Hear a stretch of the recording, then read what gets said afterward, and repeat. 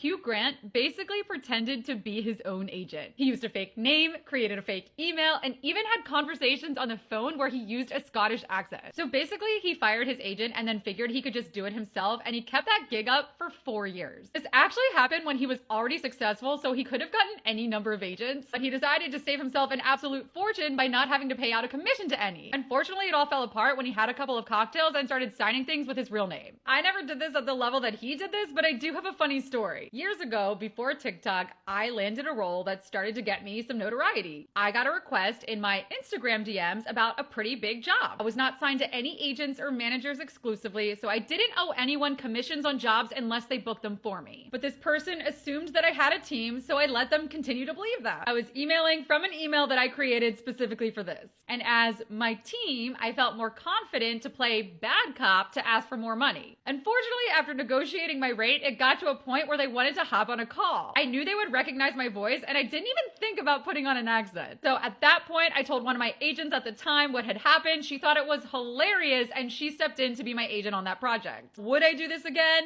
Not in this way. I still negotiate projects on my behalf, but I'm not pretending to be anybody else. And if I want someone to handle it for me, I will pass it off to an agent. Anyway, I thought this story was super funny, and I hope you did too.